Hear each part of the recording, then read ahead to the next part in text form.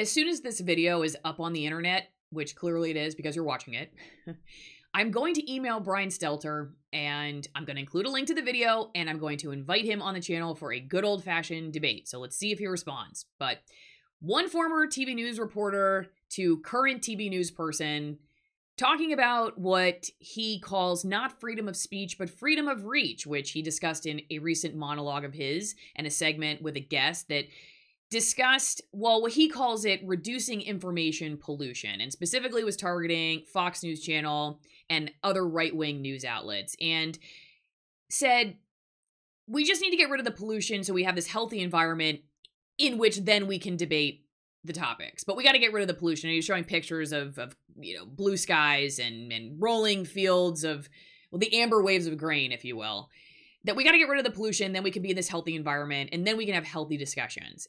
Most people want clean air and blue skies and accurate news and rational views. And then in that healthy environment that looks beautiful, then we can have great fights about taxes and regulation and healthcare and all the rest. He also was talking about just the apocalyptic nature of what people are constantly bombarded with on right-wing channels, which I have to say, as somebody who used to be at an NBC affiliate for 4 years under Trump with MSNBC on the wall all day long, you could absolutely apply apocalyptic to that as well. This apocalyptic stuff is day in, day out on these channels. It is part of a radicalization pipeline that pits neighbors against neighbor. He also talked about harm reduction, that's what he's talking about. More news and less opinion, which is funny because isn't he an opinion commentator? But anyway. It's impossible to make all those lies go away, but they can be reduced.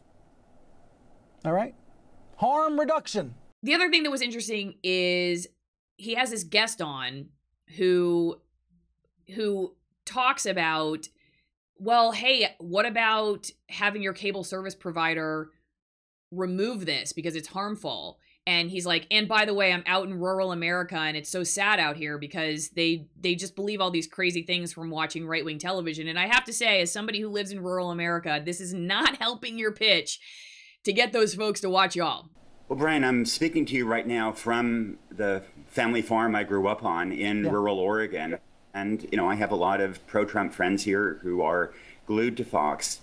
And it's been really sad. It's exactly that smugness that people do not like out here. Frankly, a lot of them don't like the news at all. They don't watch Fox either, okay? So just throwing that out there as somebody who lives in the sticks. Anyway, that said, the other thing, one of the things that guy said was that, these people just don't believe that COVID is serious, and then kind of goes off on that train, blames that and lives lost in COVID on these right-wing news channels. But there's no talk of the fact that CNN's own anchor, Chris Cuomo, got to interview his brother, Andrew Cuomo, which is weird, just weird that you would put the brother interviewing the other brother about this really serious event. And frankly, we have now since learned that Governor Cuomo deserves some criticism for how he has handled that event. But obviously, when you put two brothers together, not sure what CNN was expecting to get out of that. But, there have been all these commentary videos about sort of the whataboutism and the hypocrisy. And, I honestly think that though those are important pieces of information to voice, that at the end of the day, and Brian, if you decide to take my invitation to come on the channel and have a healthy discussion about what really you meant, and why you think this, I want to know who is going to decide, because that to me is the end game for all of these conversations.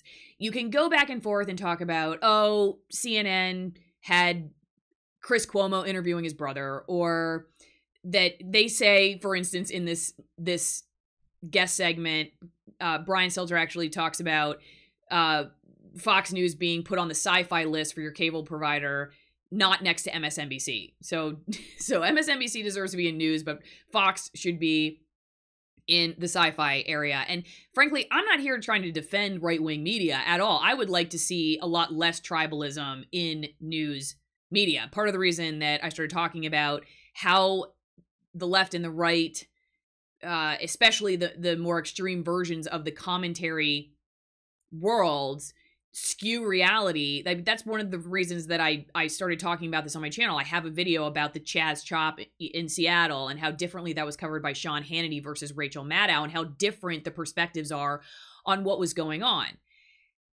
So I'm not defending that at all. What I am trying to get to the bottom of is, okay, if we listen to you all and just buy into that for some reason, you know, these channels are more dangerous than the other version of them on the other side of the aisle, or even sometimes the sort of cloaked bias in the objective or center outlets, TV, print, and radio, then who is going to make the decision about what to do with them? And for instance, the guest he had used the word sensible, for instance, a couple of times. So who defines what is sensible? Because he says, yes, I want sensible right-wing commentary, because that holds us accountable on the progressive side. I'm progressive. I think it's really important that there are sensible right-wing critics who hold my feet to the fire. That doesn't mean that we need extremists who are preaching things that end up killing people. Okay, what is sensible? What does that mean exactly? Who decides? This is the question I constantly ask when we start talking about these speech issues. And it's not something they answer in this segment, and it's not something that many of them answer, because they perhaps know when you follow these to the ideological end, you have to then tell people who is going to decide. And you know folks are going to freak out if you start saying there's going to be a government authority on it.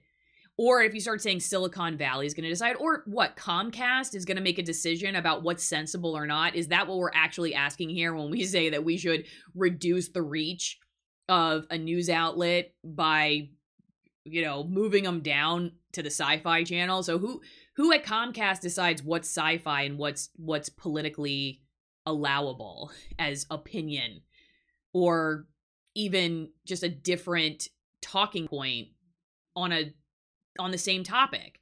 Who makes the decision? And I think that's really where we have to continue focusing this conversation, because again, like I said, I ran you through some of the things that I think are just big misses on the hypocrisy side of this for what he was talking about. And if you want to watch the entire video, link will be in the description, so take a look at it.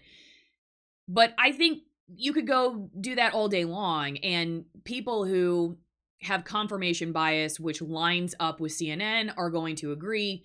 People who have confirmation bias that lines up with Fox are going to agree with them.